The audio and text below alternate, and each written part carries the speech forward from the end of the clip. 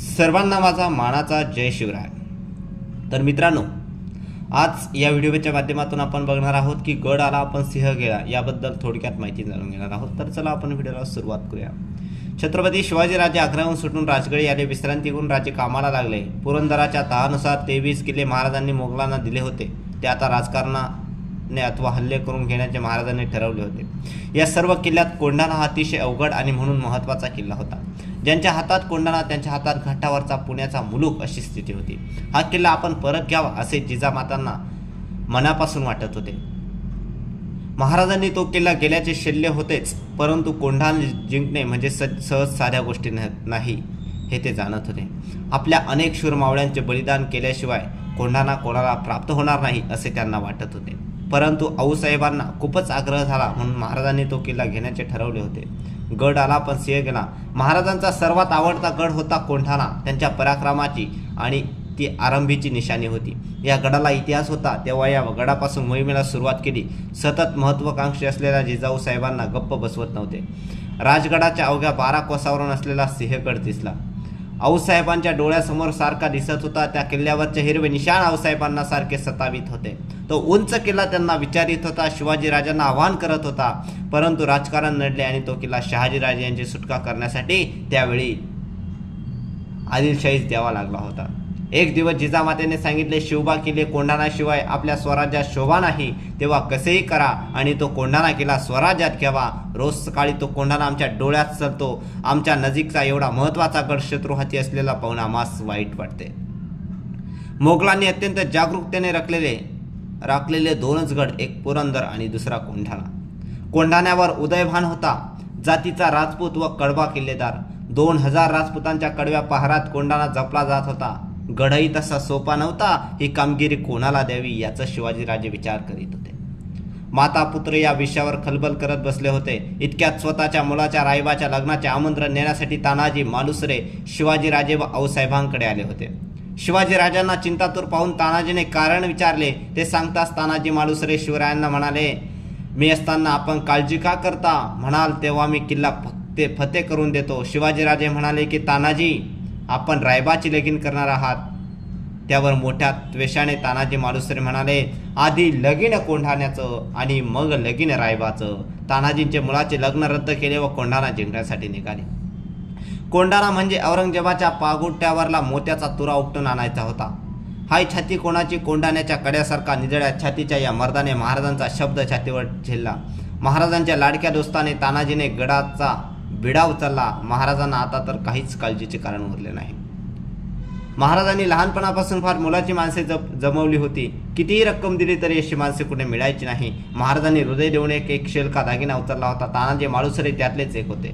देहाचा विचार नाही, संसाराचे भान नाही, आहे सेवा करायची अट नाही आणि निष्ठेत कधी फट नाही। कोणतेही काम संगा बिन बोभाट करायची एवढेच फक्त ठाऊक। या सगळ्यांचा मोठा देव म्हणजे शिवाजीराजा।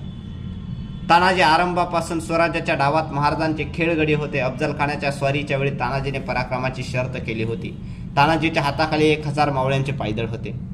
तानाजीने कोंढाण्याची जोखीम उचलली। महाराजांच्या पायावर त्यांनी शब्द व्हायला की गड कोंढाणा मी घेतो, या त्यांच्या शब्दातच त्यांचे धाडस समजून येत होते।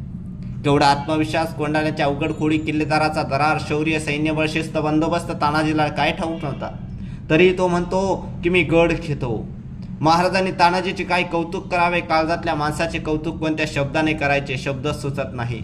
महाराजांनी तानाजीला विडा दिला, वस्त्रे दिली आणि निरोप दिला। महाराजांना आणि आईसाहेबांचा आशीर्वाद पाठीशी घेऊन तानाजी निघाला। समोर कोंढाणा ढगात डोकी घुसळत होता। तानाजीच्या मदतीला प्रत्यक्ष त्यांच्या सूर्याजी नावाचा पाठचा भाऊ होता। तानाजीसारखा शूर व धाडसी थोरल्या भावाची ढालीसारखी पाठराखण करणारा तानाजीने सगळी अगदी जय्यत तयारी केली। गडाची सर्व माहिती तानाजीला होती। पूर्वी गड सुमारे 12 वर्ष स्वराज्यात होता। गडाची बाजू बळकट होती। कामासाठी रात्रच ठरवली। माध्यवद्य नवमीची रात्र काळभोर शेला पांघरून आली होती। गडावरचे चौकी पहारे हुशारीने गस्त घालीत होते। गडाचे दरवाजे बंद होते। मध्यरात्र झाली। गडाच्या पश्चिमेकडील दरीतील काळक भिन्न अंधार सर्वत्र काजळी धरून बसला। एवढ्या भयंकर पहाडातून, काट्याकुट्यातून, विषारी सापांच्या सांदी सपाटीतून आणि एवढ्या काळ्या रात्री ते पाऊल घालायला कोणत्या वाघाची माय व्हाली? मराठी वाघांची माय व्याली। काजळी अंधारातून मावळे वर गेले। भवानीने पहिले यश दिले ते वर चौक्या पहारे नव्हते. तानाजीने पाऊल टाकले, एकामागून एक असे 300 मावळे वर जाऊन पोहोचले. गडावरच्या शिपायांना चाहूल लागली. कुणीतरी गडावर शिरले याची चाहूल लागतात भयंकर आरडाओरडा उसळला. तानाजीने सूर्याजीने हर हर महादेव करून शत्रूची कापाकाप करण्यास सुरुवात केली.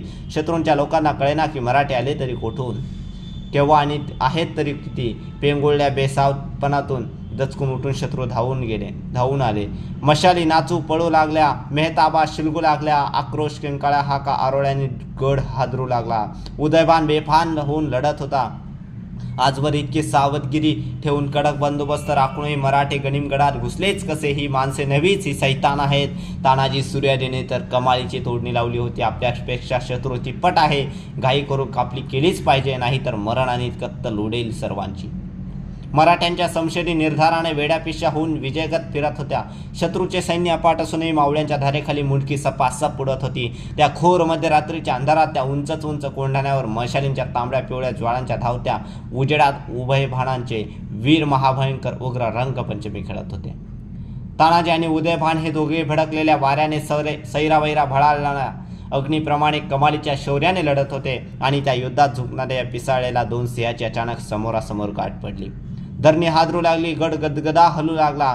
जणू दोन प्रचंड गिरीश शिखरे एकमेकांवर कडाडून कोसळली. तलवारीचे भयंकर घाव एकमेकांवर थडकू लागले. दोघेही जबरदस्त योद्धे. कोण कोणाला भारी होता किंवा उन्हा होता हे सांगणे कठीण. एकाच्या अंगी यमराजाच्या रेडाचे बळ तर दुसऱ्याच्या अंगी इंद्राच्या ऐरावतीचे बळ. अटीतटीचा कडाका सुरू झाला. दोघे महारागास पेटले. दात खाऊन व बळ पणाला लावून ते दोघे एकमेकांच्या इतक्या विलक्षण आवेगाने तलवारीचे घाव घालीत होते की जर त्यांच्या हाती ढाल नसत्या तर कुणीतरी एकाच्या पहिल्या घावात दुसऱ्याच्या चिरफाळ्या उडाल्या असत्या. एकाला गड घ्यावायचा होता आणि दुसऱ्याला तो घेऊ द्यायचा नव्हता. दोघांना एकमेकांचे प्राण हवे होते. मुघलशाहीची आणि शिवशाहींची सिंहगडासाठी अटीतटीची झुंज लागली होती. एवढ्या तानाजीच्या ढालीवर उदयभानावरचा एक घाव असा कडाडून कोसळला की खाडकन तानाची ढाल तुटली. घात आता कवच निखळले. उदयभानला अवसान चढले. बिनढालीच्या शत्रूवर घाव घालून खांडोळी पाडाला उदयभान आसुळला. ढाल तुटली तेवढी जीवाची उडाली. तानाजींची दुसरी ढाल समयास आली नाही. कोठून येणार अशा अपघाती संधीचा फायदा मुघलशाहींचा तो मोहर कसा सोडेल? आपल्या लोखंडावर लोहार जसा जीवाची घाई करून सपासप गाव घालतो तसा तो सपासप गाव घालू लागला. तानाजीने आपले मरण ओळखले. आता कठीण. त्यांनी हे ओळखून आपल्या डाव्या हातावर उदयभानाचे घाव झेलायला सुरुवात केली आणि स्वतःही उदयभानावर घाव घालायला सुरुवात केली. दोघांकडून अतिशय जोरात कणाकणी भयानक भीषण अतिउग्र झुंब उडाली. डोळ्याची पाती लावायला वेळ लागावा. तलवारीची पाती चवताळून चपळ झाली. रक्त थळथळू लागले आणि डोळ्याचे पाते लवते तोच आक्रोश उठला. तानाजीचा वज्राघाती तडाखा उदयभानाला बसला. उदयभानाचा शिलाघाती प्रहार तानाजीवर कोसळला. महाप्रचंड शिखरे एकदमच एकाच क्षणी धरणीवर कोसळली. ढाल असूनही उदयभानला तानाजीने पाडले. स्वतःच्या मरत्या क्षणी राखून ठेवलेला शेवटचा घाव तानाजीने वैऱ्यावर घातलाय. एका क्षणी दोघे तुकडे होऊन धरणीवर पडले. तानाजी पडला. मावळ्यांची चढाई जोरात सुरू झाली. सूर्याची दचकला. घनघोर युद्ध झाले. सूर्याजीने दुःख सावरले. महाराज राजगडावर डोळे लावून बसले होते. त्यांना त्यांच्या तानाजीचा पराक्रम कळवला पाहिजे. यशाचा सांगावा धाडला पाहिजे. गडावरच्या ज्वाळा भडकल्या. हात भरून उंचाची होळी पेटलेली महाराजांना दिसली आणि आनंदाने महाराज उद्गारले. गड फेतला, फते झाली. महाराज सविस्तर खबरीची वाट पाहत होते. बातमीचा जासूद आला. बातमी आली. सुभेदार पडले. तानाजी मालुसरे गेले. राजगडाला हादरा बसला. एक गड घेतला परंतु एक गड गेला. महाराजांच्या शिरावर सिंहगडाचा कडाच कोसळला. तानाजी गेल्यामुळे महाराजांना झालेले दुःख कशानेच भरून येणे शक्य नव्हते. म्हणून महाराजांचे शेवटचे शब्द तेव्हा हेच होते की गड आला पण सिंह गेला.